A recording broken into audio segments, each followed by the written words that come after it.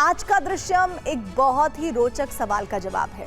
पुराणों से मिली जानकारी के मुताबिक भगवान शंकर ने अपनी जटा 2 बार खोली थी। पहली बार उस समय जब गंगा को स्वर्ग से धरती पर लाना था। लेकिन क्या आप जानते हैं कि महादेव शिव ने अपनी जटा दूसरी बार कहां और क्यों खोली थी? आज हम आपको उसी पर्वत पर ले जाएंगे। दावे के मुताबिक जहां दक्षिण की गंगा यानी गोदावरी नदी को पृथ्वी पर लाने के लिए भगवान शिव ने दूसरी बार अपनी जटा खोली थी। कहते हैं उस ब्रह्मगिरी पर्वत की शिलाओं पर आज भी जटा की लकीरों के निशान हैं, जिसे कैमरे में कैद करने के लिए हम भी वहां पहुंच गए।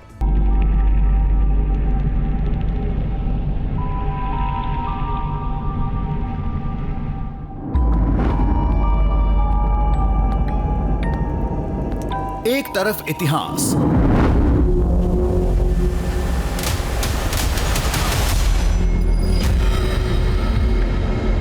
दूसरी तरफ पुराण।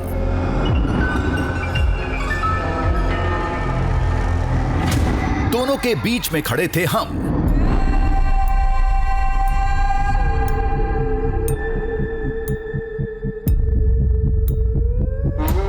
बिल्कुल निश्शब्द और अवाक।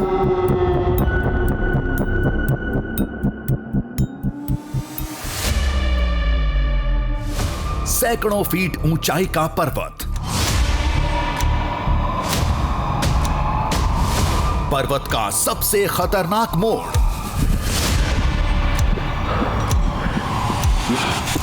खतरनाक मोड़ पर दोनों तरफ मौत की खाई।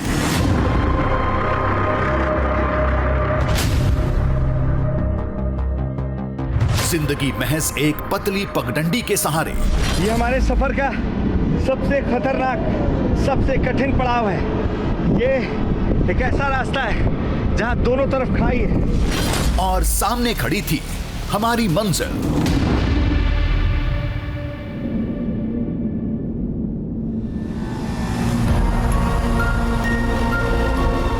हमें तो अभी भी विश्वास नहीं हो रहा था। दूसरे छोर पर क्या वाकई वही युगों पुराना साक्ष्य है जिसका दावा लोगों ने किया था?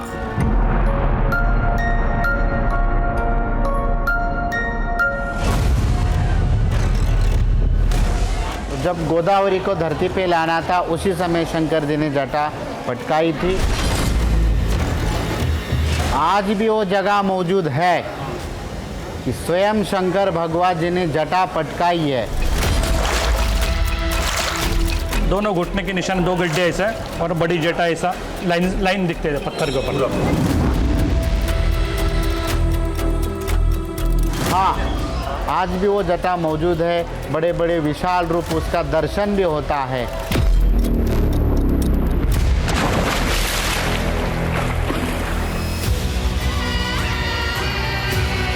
कहानी तो सीधी थी, असल अड़चन था कहानी से जुड़ा दावा जो हमें ब्रह्मगिरी पर्वत के शिखर पर ले गया, जहां गोदावरी नदी का उद्गम स्थल था।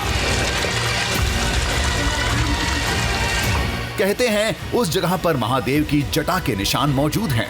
और निशान भी कैसा, देखो तो लगे खुद महादेव जटा बिखेरे खड़े हैं।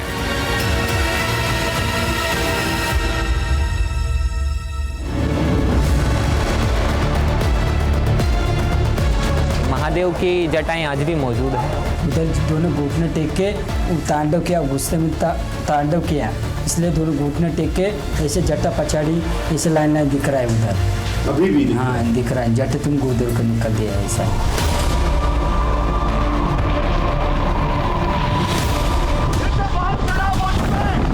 अभी आप समझ नहीं सकते कितनी तेज थपेले यहाँ पर पड़ रही है।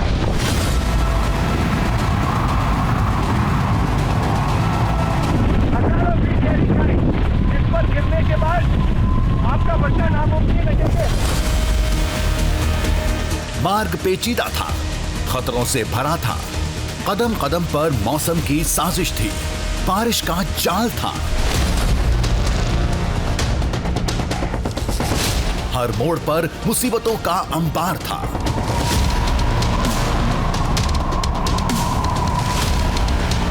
सबको मात देकर जब शिखर पर पहुंचे तो सामने एक अद्भुत और अविश्वसनीय दृश्य था। तो जब गोदावरी को धरती पे लाना था उसी समय शंकर जी ने जटा पटकाई थी। ये महादेव की जटाएं आज भी मौजूद हैं।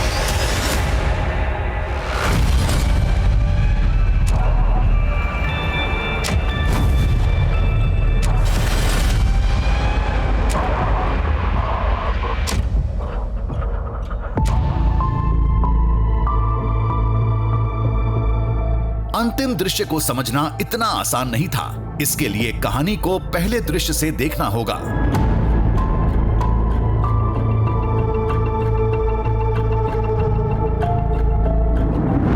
जब हम महाराष्ट्र के नासिक के मशहूर ज्योतिर्लिंग धाम त्र्यंबकेश्वर पहुंचे थे,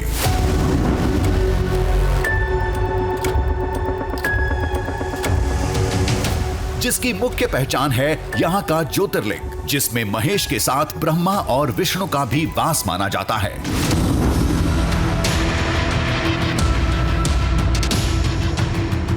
ज्योतिर्लिंग की पहचान है इसकी जड़ से निकल रही गोदावरी नदी की गुप्त धारा।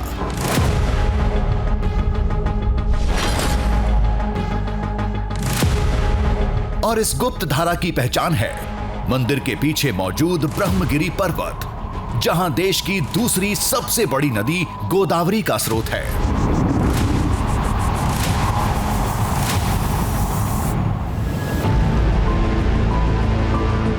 हम जिस साक्ष्य की खोज में आए थे, वहां का रास्ता इस शिवालय से होकर गुजरता था।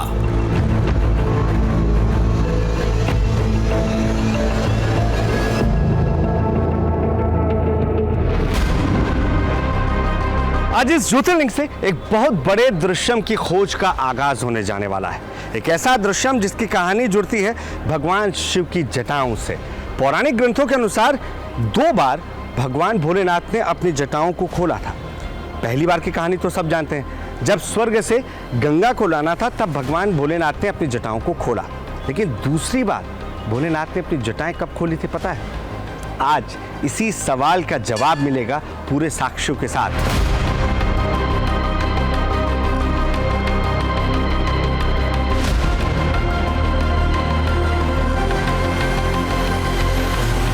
इसका जवाब है ये ब्रह्मगिरी पर्वत, जो त्र्यंबकेश्वर मंदिर के ठीक पीछे मौजूद है। माना जाता है कि गंगा के बाद गोदावरी को धरती पर लाने के लिए भगवान भोलेनाथ ने अपनी जटाएं खोली और जहां जटाओं को उन्होंने पटका था, ब्रह्मगिरी पर्वत के शिखर पर वो जगह आज भी मौजूद है जहां भगवान भोलेनाथ की जटाओं के निशान मौजूद हैं। और जब गोदावरी उनकी जटा से निकली उस वक्त वहां ब्रह्मा विष्णु भी मौजूद थे। और इसका सबूत है त्र्यंबकेश्वर का ये मंदिर, जहां दुनिया का एकमात्र त्रिमूर्ति शिवलिंग मौजूद है।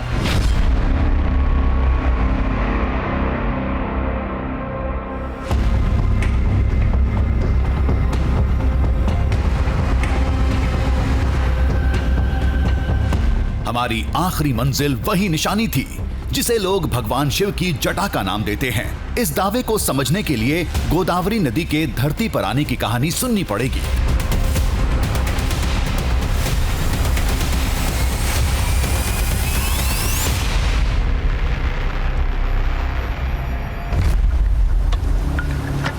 ये उस समय की बात है जब गौतम ऋषि पर गोहत्या का आरोप लगा था। मुक्ति पाने के लिए गौतम ऋषि ने भगवान शिव की घोर तपस्या की। तपस्या से खुश होकर भगवान शिव प्रकट हुए और वरदान मांगने को कहा। महर्षि गौतम ने महादेव की जटा से बहती गंगा का एक हिस्सा मांगा। भगवान शिव ने देवी गंगा को जल छोड़ने का आदेश दिया, लेकिन मां गंगा इसके लिए तैयार नहीं थी।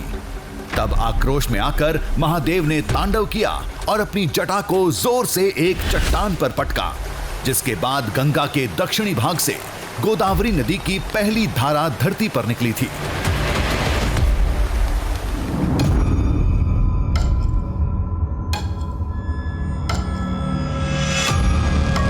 दावे के मुताबिक ब्रह्मगिरी पर्वत की चोटी पर गौतम ऋषि ने तपस्या की थी। वहीं भगवान शिव प्रकट हुए थे। वहीं एक चट्टान पर महादेव ने अपनी जटा पटकी थी। कहते हैं वहां चट्टानों पर आज भी शिव जटा के निशान हैं। हाँ, आज भी वो जटा मौजूद है। बड़े बड़े विशाल रूप उसका दर्शन भी होता है और कई संत लोग तपस्या करते हैं तो उनको साक्षात स्वयं शंकर जी ऋषि मुनि आज भी उनको साक्षात दिखते भी है। ऐसे ये ब्रह्मगिरी का विशेष महत्व है।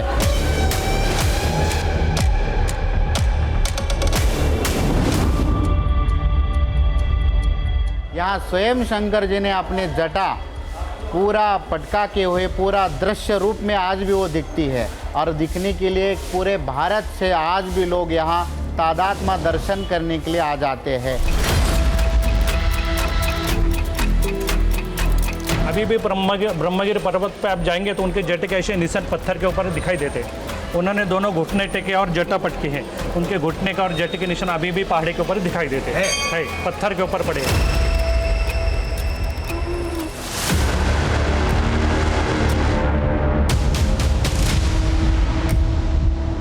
इस दावे पर संदेह करना लाजमी था, लेकिन सतयुग की इस कहानी में यकीन रखने वालों की भी कमी नहीं है।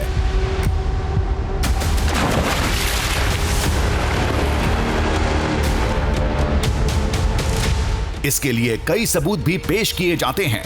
सबसे बड़ा साक्ष्य तो वही जटा के निशान हैं, लेकिन कुछ साक्ष्य इस त्र्यंबकेश्वर मंदिर में भी थे।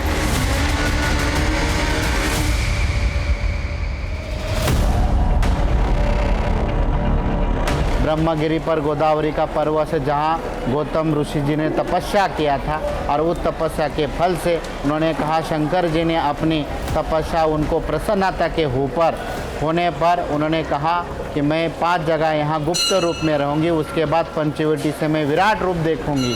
ऐसे तो उन्होंने कहा। तो पहले गौतम ऋषि जी ने जहाँ तपस्या किया था ब्रह्मगिरी से वहाँ शंकर जी ने जहाँ जटा पटकाई है उस जगह पर है और जहाँ गोमुख से निकली है और ये कुशावर्त कुंड है और वहाँ गंगा द्वार है और जहाँ स्वयं शंकर जी, जहाँ शंकर ब्रह्मा विष्णु महेश ऐसे 3 शंकर जी वहाँ लिंग है, उस लिंग के रूप में बीच में गोदावरी का निर्माण होता ही रहता है।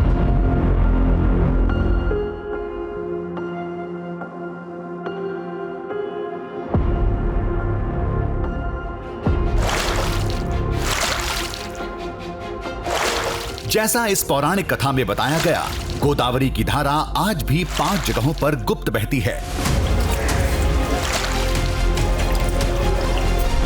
जिनमें से 2 इस मंदिर का हिस्सा हैं। पहली जगह है ज्योतिर्लिंग, जिसके नीचे से निकलती धारा साफ दिख जाती है, और दूसरी जगह है भगवान विष्णु की ये युगों पुरानी मूर्ति, जिसके चरणों से गुप्त गोदावरी की धारा निकलती रहती है।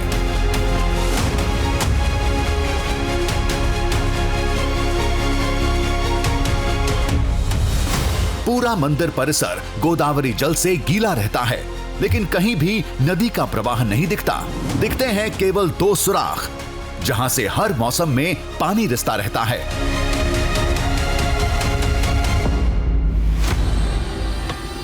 अभी हम कुशावर्त तीर्थ पर मौजूद हैं और यहाँ देखिए, यहाँ भगवान विष्णु की एक मूर्ति स्थापित है जो शयन मुद्रा में है और यहाँ पर उनके चरण दबाते हुए, और ये जो कुंड है यहाँ पर माँ गोदावरी वापस से अवतरित होती है। अब देखिए, मैं जितनी बार भी इस कुंड के जल को बाहर निकाल देता हूँ ये भर जाता है, क्योंकि यहाँ से लगातार जल का रिसाव हो रहा है। कुछ लोगों का मानना है कि भगवान विष्णु की जो मूर्ति है उनकी नाभि से ये जल निरंतर यहाँ पर आता रहता है। कुछ लोगों का मानना है कि उनके चरण से ये जल रिस कर इस कुंड में समाहित होता है, जो आगे कुशावर्त जो तीर्थ है, जो कुंड है, उसमें जाता है।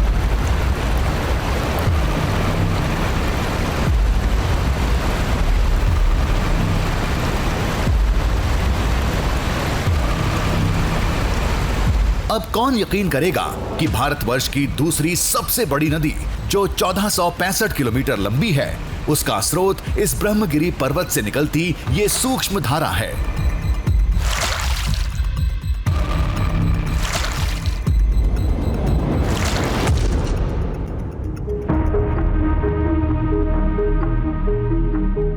लोगों के मुताबिक ये सारा चमत्कार महादेव का है, उनकी जटा का है, जिसके निशान आज भी ब्रह्मगिरी पर्वत पर मौजूद हैं, जिसके एक नहीं कई गवाह हैं जो समय समय पर संकेत देते रहते हैं।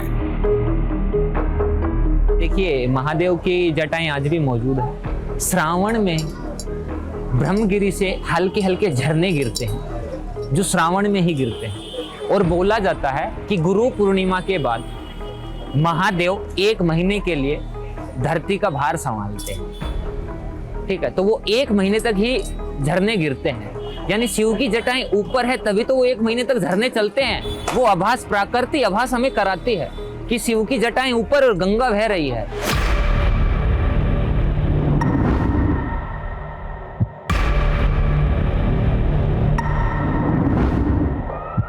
तो ये ब्रह्मगिरी की एक खास वैशिष्ट्य है उसमें कि ये पंचमुखी साक्षात सदाशिव का प्रस्तर रूप है। हम उनको साक्षात प्रभु ही मानते हैं। वो ब्रह्मगिरी कोई साधारण नग नहीं है, साधारण पर्वत नहीं है, वहाँ साक्षात प्रभु बैठे आज भी है।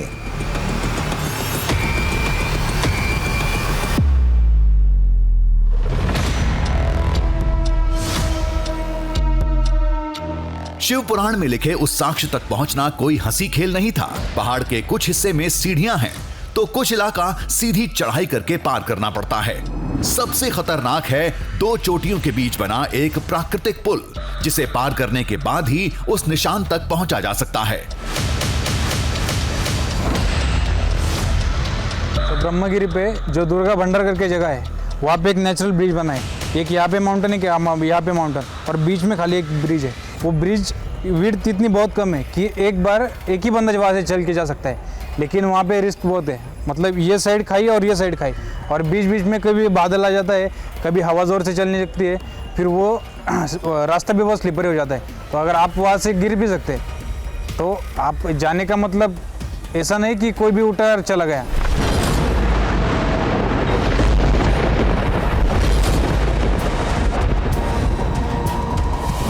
लोगों के साथ मौसम ने भी चेतावनी दे दी थी। आगे का रास्ता दुरूह होने वाला था, लेकिन हम भी कमर कस कर आए थे। त्र्यंबकेश्वर मंदिर से तकरीबन 10 किलोमीटर दूर आने के बाद हमारी यात्रा शुरू हो चुकी है, और ये यात्रा है ब्रह्मगिरी पर्वत की ओर। यानी वो स्थान जहां न सिर्फ ब्रह्मा या विष्णु सामने हुआ है, प्रकट हुए, बल्कि वो स्थान जहां भगवान शिव के साथ त्रिदेव के दर्शन देखने को मिले, जहां से गंगा का उद्गम माना जाता है। वो गंगा जिसे इस स्थान पर गोदावरी के रूप में जाना जाता है। तो अब ये चढ़ाई हमें यहाँ से चढ़नी होगी। जंगल के बीच से ये रास्ता हमें लेकर जाएगा सीधे ऊपर ब्रह्मगिरी पर्वत की ओर।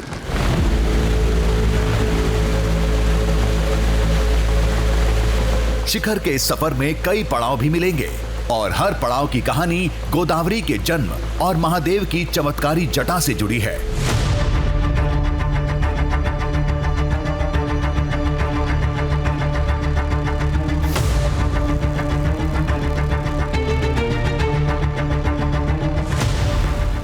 गोदावरी को धरती पर लाने के लिए गौतम ऋषि ने कई साल तपस्या की थी। पत्नी अहिल्याबाई के साथ पर्वत को ही घर बना लिया था। तो ये जो स्थान है, इसे माना जाता है कि ये आश्रम का स्थान था, यानी जहाँ पर गौतम ऋषि और अहिल्या जी निवास किया करते थे अपने तप के समय में। तप किस चीज़ को लेकर था?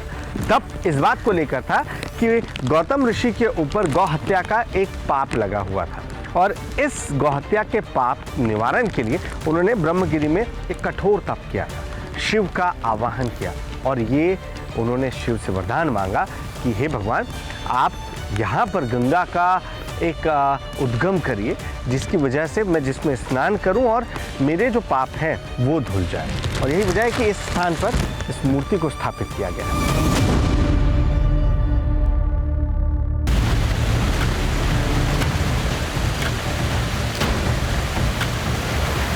शिखर से बहते झरने दिखने शुरू हो गए थे।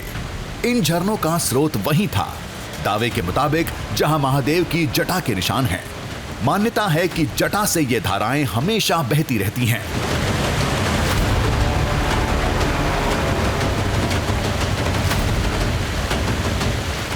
इन्हीं जल धाराओं में रास्ता बनाते हुए आगे जाना था।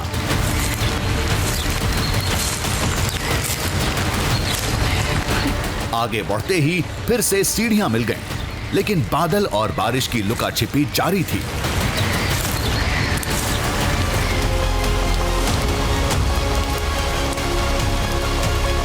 ब्रह्मगिरी पर्वत से जुड़ी मान्यता कहती है महादेव के साथ यहाँ ब्रह्मा और विष्णु भी प्रकट हुए थे। इसकी एक खास वजह थी। बताया जाता है कि गो हत्या से मुक्ति के लिए गौतम ऋषि ने पहले ब्रह्मा जी की तपस्या की थी। ब्रह्मदेव ने असमर्थता जताते महादेव की तपस्या करने की सलाह दी। बाद में महादेव ने जलधारा निकालने के लिए जब अपनी जटा पटकी थी, कहते हैं उस समय गंगा के दक्षिण भाग का बहुत तेज प्रवाह निकला था, जिसे नियंत्रित करने विष्णु जी प्रकट हुए। पैर के अंगूठे से जलधारा को शांत किया था।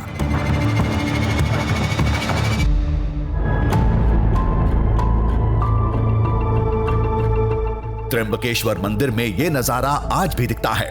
भगवान विष्णु की प्रतिमा से धारा बहते हमने भी देखा था। इस दृश्य को उसी कथा का साक्ष्य बताया जाता है।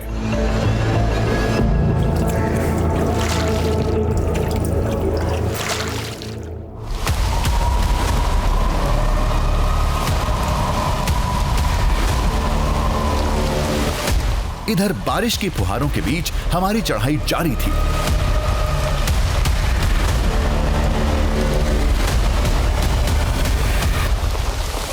लगातार जो पानी बरस रहा है, आप देखिए कि सीढ़ियों पे ऐसा लगता है कि एक झरना बह रहा हो, और यही वजह है कि इस पर चढ़ पाना बहुत थकाऊ भी है और बहुत मुश्किल भी।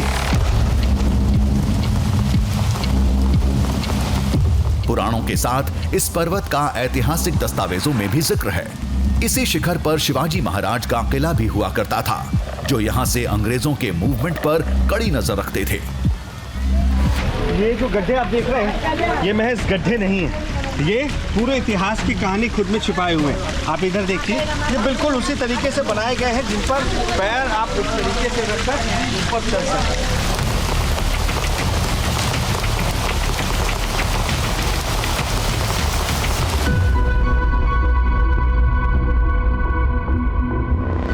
ये सच है कि बारिश में पर्वत की खूबसूरती बढ़ जाती है, लेकिन एक हकीकत यह भी है कि इन खूबसूरत नजारों के साथ शिखर का रास्ता खतरनाक भी हो जाता है।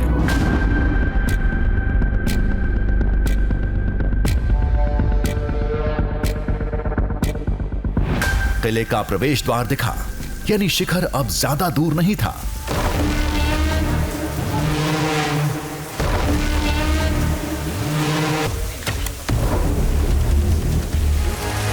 अब मैं जहां पहुंच चुका हूं, यह बिल्कुल एक प्रवेश द्वार की तरह नजर आ रहा है, जैसे आप किसी किले के भीतर दाखिल हो रहे हैं, और इसके अंदर जाने के बाद ही शायद हमें वो तमाम साक्ष्य देखने को मिलेंगे, वो तमाम दृश्य देखने को मिलेंगे जो इस सफर के शुरुआत में हमें लोगों ने बताए थे।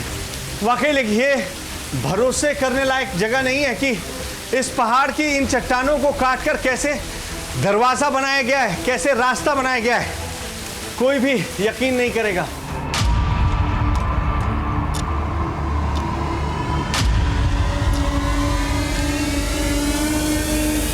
चोटी से पहले एक अहम पड़ाव आने वाला था, और वो जगह ये थी।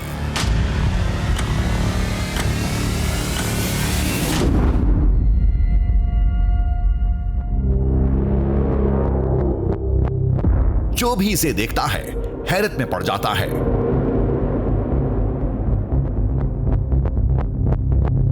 यह गुफा ब्रह्मगिरी पर्वत का ही हिस्सा है, और इस गुफा के एक कोने में 108 प्राकृतिक शिवलिंग हैं, पूरे 108। दावा है कि गौतम ऋषि और अहिल्या ने इसी जगह पर तपस्या की थी। उनकी तप की तासीर से ये शिवलिंग प्रकट हुए थे। अगर आप बीच में देखेंगे तो मध्य में मूल शिवलिंग स्थापित है, और उसके आजू बाजू दूसरे शिवलिंग नजर आते हैं। ये वही शिवलिंग है जिनकी तपस्या के बाद, पूजा करने के बाद, जब गौतम ऋषि ने यहाँ हवन कुंड में हवन किया, तब भगवान शिव साक्षात प्रकट हुए, और वो कहाँ? ऊपर, यानी ब्रह्मगिरी पर्वत पर। सारे शिवलिंग प्राकृतिक थे, लेकिन बीच के मुख्य शिवलिंग को छोड़ सभी का आकार और आकृति एक जैसी थी। कुछ लोग कुदरत का करिश्मा बताते हैं, तो कुछ लोगों के मुताबिक ये भगवान शिव का चमत्कार और गौतम ऋषि के तप का असर था।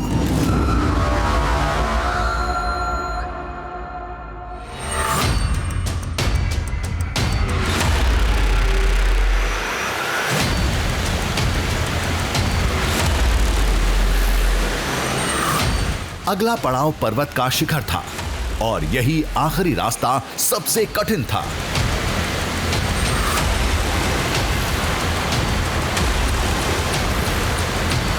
ये रास्ता जितना खूबसूरत नजर आ रहा है, उससे बहुत ज्यादा खतरनाक हो चुका है।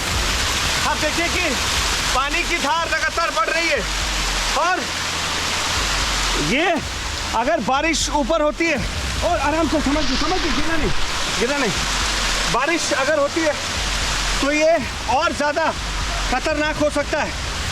जो ऊपर हमें पहुंचना है, आप समझिए ऊपर जहाँ से झरना आ रहा है, हमें उसकी ऊंचाई पर पहुंचना है और वहाँ पहुंचने के लिए न जाने ऐसे कितने खतरनाक रास्तों से हमें होकर जाना होगा, या हो सकता है कि हमें बीच में रास्ता भी बदलना पड़े। वो देखिए जहाँ से झरना आ रहा है वहाँ पर वो ऊंचाई के पास हमें पहुंचना है, जहां हमें वो साक्ष्य मौजूद मिलेंगे। लोगों का दावा है, समझ कर आगे बढ़ना है। संभाल के रखो, आराम से।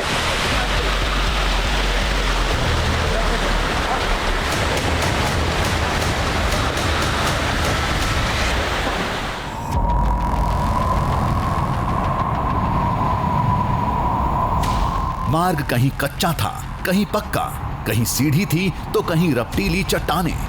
सबको पीछे कर हम शिखर पर पहुंचने में कामयाब रहे।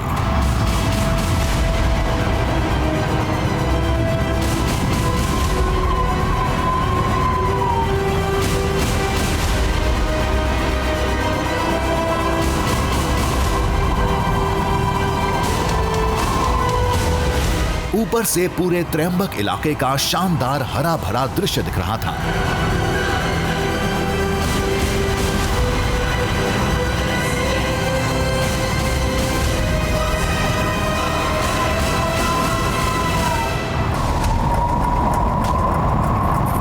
लेकिन तेज हवाओं ने पांव उखाड़ दिए थे, खुद को संभालना मुश्किल हो रहा था।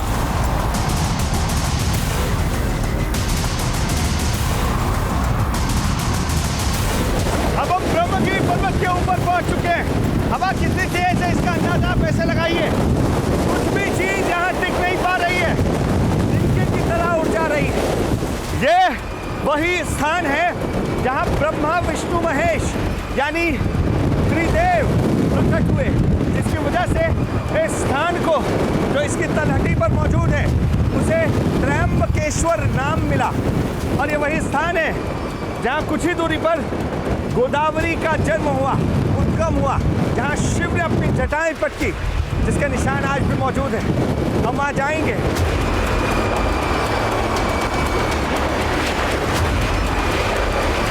मौसम तेजी से बदल रहा था।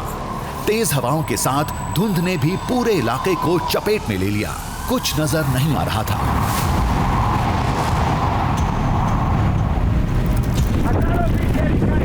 इस पर गिरने के बाद आपका बचना नामुमकिन है, क्योंकि अभी जो दृश्य दिख रहा था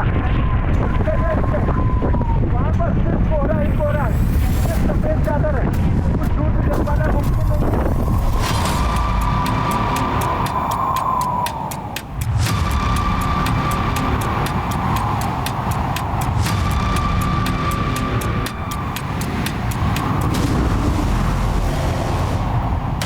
अभी तो सफर के सबसे खतरनाक मोड़ को पार करना था। ऐसे में ये धुंध और तेज हवा जानलेवा साबित हो सकता था। महादेव की जटा के साक्ष्यों तक पहुंचने के लिए हमें हवा में तैरते उस प्राकृतिक पुल को पार करना था।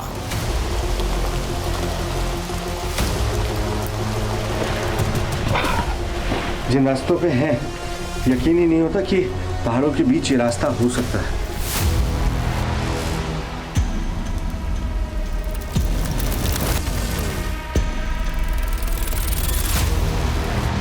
पहले आपको नीचे उतरना है, उसके बाद फिर अगले पहाड़ पे आपको ऊपर चढ़ना होगा।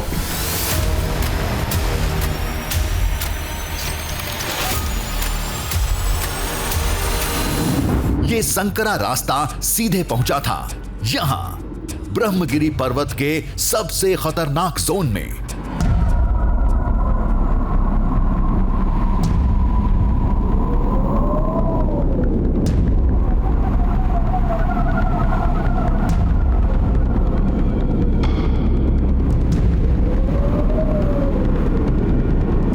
सामने चट्टान की एक पतली पगडंडी,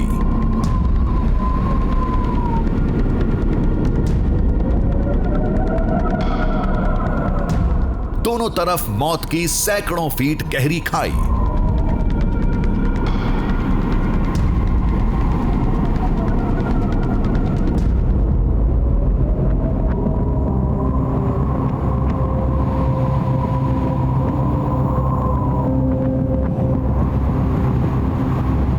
ऐसे में तेज हवाओं के बीच इसे पार करके दूसरी तरफ जाना था।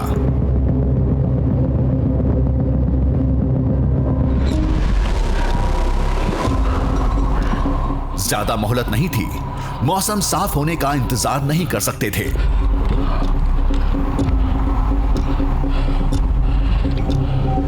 ये हमारे पड़ाव का सबसे कठिन रास्ता है, सबसे खतरनाक भी। अभी आपको इसकी खतरनाक होने का अंदाजा नहीं होगा। वजह यहाँ सिर्फ धुंध है, लेकिन जो तेज हवा आ रही है, पानी की फुहारें अपने साथ लेकर आ रही है और ऊपर से बारिश की बूंदें, यानी आपके ऊपर दो तरफ से प्रहार हो रहा है।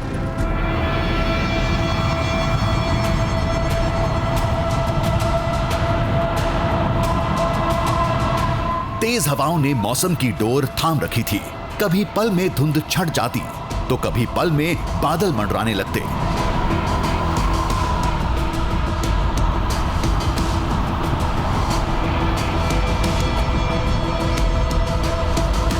देखिए, अचानक धुंध हटती है तो आपको समझ में आता है कितनी ऊंचाई पर है। अब आप देख सकते हैं हम कितनी ऊंचाई पर मौजूद हैं, वरना इस बात का अंदाजा भी नहीं होगा आपको कि हम कहाँ खड़े हुए हैं।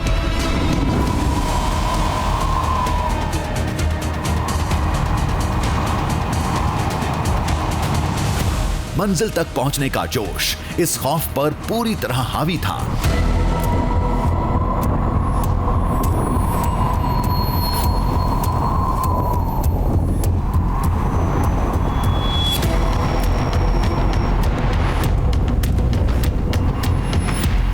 पर्वत का दूसरा हिस्सा अब हमारी जद में था।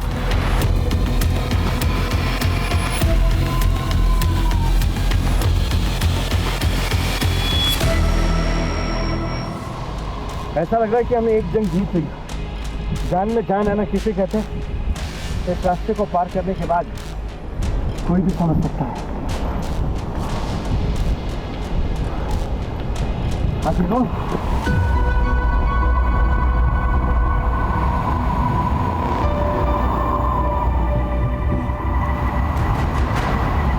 अगला पड़ाव वो स्थान था जहां गोदावरी की पहली धारा धरती से टकराई थी। वही जगह गोदावरी नदी का मुख्य स्रोत था।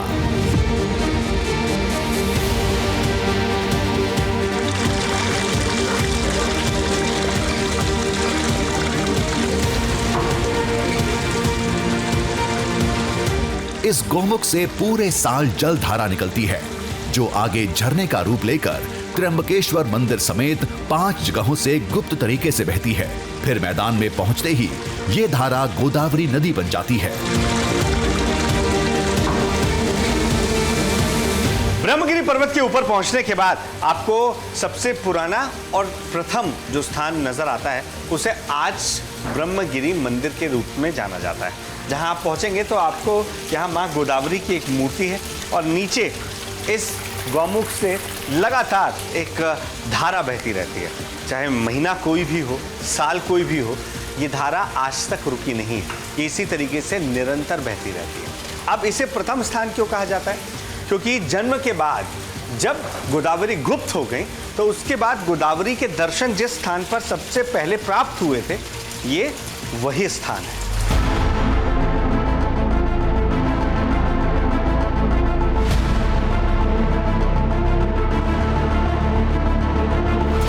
मौसम सूखे का हो या बरसात का, इस गौमुख की धारा कभी बंद नहीं होती।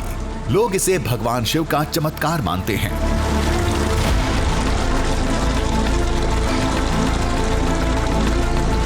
इसके बाद अगला पड़ाव वही चट्टान था, जहां आज भी महादेव की जटा के निशान दिखते हैं। सबकी जुबान पर उसकी कहानी होती है।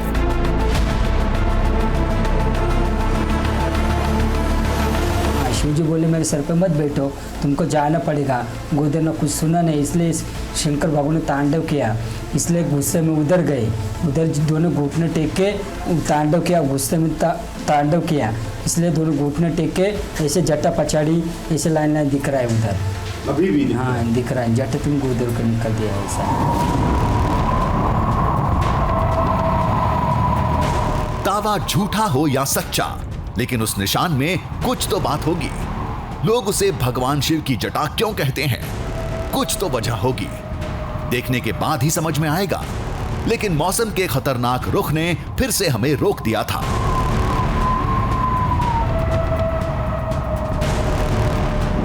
कुछ कदम चलने पर अचानक एक झोंका आता है, तेज हवा का झोंका जो आपको पीछे धकेलता है और साथ में विजिबिलिटी इतनी कम हो जा रही है कि आपको संभल पाना बहुत मुश्किल होता है।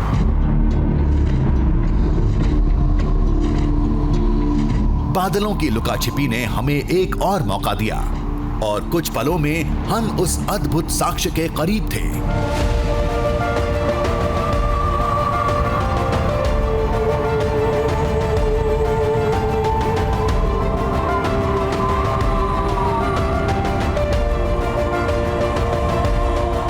निशान सुरक्षित रहें, इसलिए उसे मंदिर की छत्र छाया में रखा गया था।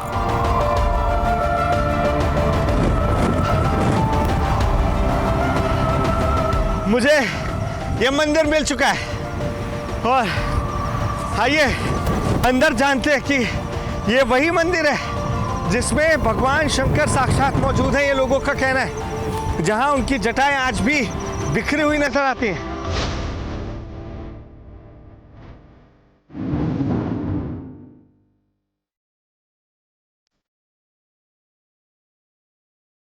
अंदर पहुंचे तो एक निहायत ही साधारण सा कमरा दिखा, जिसके एक कोने में वो निशान थे।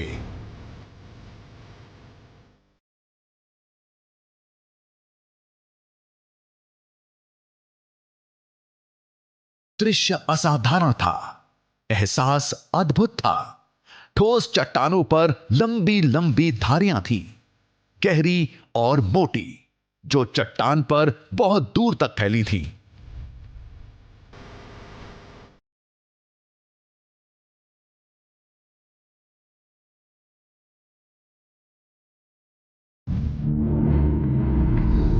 दावे के मुताबिक ये महादेव की जटा के निशान थे, जहां गंगा गोदावरी की धारा को बाहर निकालने के लिए महादेव ने अपनी जटा पटकी थी।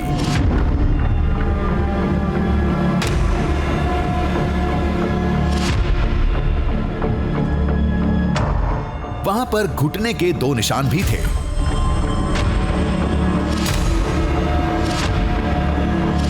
जटा और घुटने के ये निशान शिव पुराण की कथा के सबसे बड़े साक्ष्य माने जाते हैं। ये जो दो कुंड आप देख रहे हैं मेरे दाएं और बाएं, माना यह जाता है कि ये वही स्थान है जहां भगवान शंकर अपने घुटनों पर कुछ इस तरीके से बैठे थे। और चूंकि गोदावरी जो उनके जटाओं में बंधी हुई थी, समाहित थी, वो उतरने को तैयार नहीं थी, तो यहाँ घुटने रखने के बाद भगवान शंकर ने अपने जटाओं को सामने की ओर पटका था। अब जहाँ भगवान शंकर ने अपने दोनों घुटने रखे, वहाँ पर गड्ढा बन गया। वो आज भी यहाँ मौजूद है। आप देखिए, यहाँ इस वक्त जल भरा हुआ है और ये दोनों तरफ आपको देखने को मिलेगा। और इसके ठीक सामने जब आप जाएंगे तो वो निशान है जो भगवान शंकर की जटाएं हैं।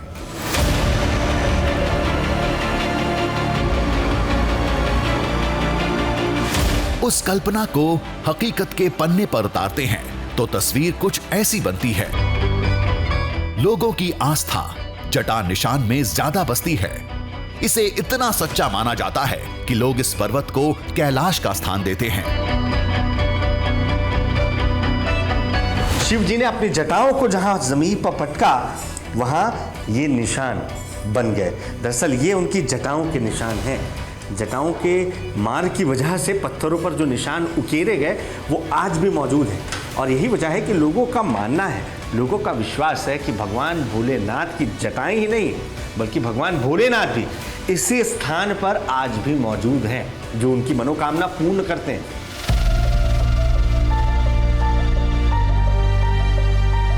इस निशान पर सवाल खड़े करने वालों की कमी नहीं है। तर्क दिया जाता है कि पहाड़ की चट्टानों में कई जगह पर कुछ प्राकृतिक निशान मिलते हैं, जिसे लोग किसी न किसी पौराणिक कथा से जोड़ देते हैं। लेकिन जिनको इस निशानी में विश्वास है वो सारे तर्कों को खारिज कर देते हैं। तो वो शिव जी की जटा है। हमारी तो ऐसी मान्यता है शिव जी की जटा है वो, और वो घुटने जैसे दिखते हैं, वो उनके घुटने हैं। हमारी तो मान्यता है। ये क्या ऐसे निशान सिर्फ इसी पहाड़ पर हैं या कहीं ऐसे, क्योंकि पत्थरों पे तो अलग अलग निशान देखने को मिलते हैं, तो ये सिर्फ शिव की जटा है, ये कैसे माना जाए? अभी तो देखिए कई पीढ़ी दर पीढ़ी ये सब हम सुनते आए, और इस तरह के जो निशान है वहाँ अन्यत्र तो कभी किसी का उल्लेख भी नहीं, और कहाँ किसी ने देखा है ऐसा भी अभी तक हमारे सुनने में तो नहीं आया। मतलब कहीं और ऐसे कहीं और ऐसे निशान है ही नहीं। पूरे पहाड़ पे नहीं है? पूरे पहाड़ पे नहीं है, खाली वहाँ है।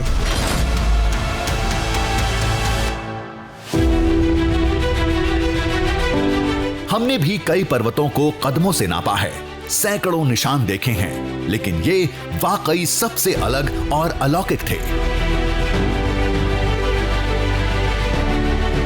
बिल्कुल अलग है। पहाड़ों पर तमाम दूसरी रेखाएं हैं जो छेनी हथौड़े या किसी दूसरे हथियार से बनाई गई हैं, उसे देखकर ही आप समझ जाएंगे, लेकिन ऐसी रेखाएं आपको कहीं और देखने को नहीं मिल रही हैं। और यही वजह है कि लोगों का ये विश्वास है कि भगवान भोलेनाथ की जटाएं ही नहीं बल्कि भगवान भोलेनाथ भी इसी स्थान पर विराजमान होंगे।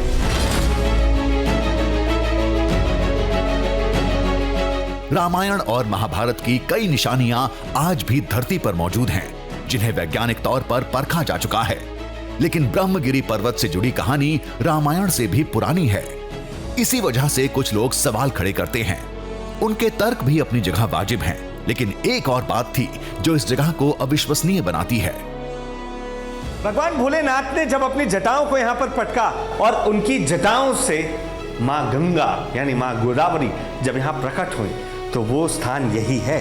देखिए यहां हमेशा इसी तरीके से जल रहता है, चाहे इलाके में कितना भी सूखा क्यों ना पड़ गया हो, ये स्थान कभी सूखा नहीं है, क्योंकि मां गोदावरी इस स्थान पर तब प्रकट हुई जब वो यहाँ आना नहीं चाह रही थी, और शिव ने क्रोध के रूप में अपनी जटाओं को पटका और ये आदेश दिया कि नहीं, आपको धरती पर जाना होगा।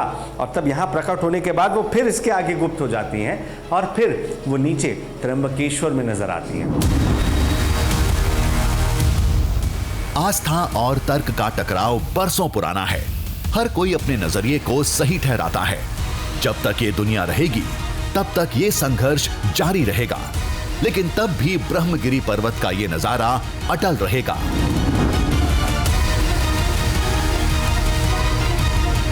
इस पहाड़ के वजूद तक इस शिखर पर इस साक्ष्य का परचम लहराता रहेगा।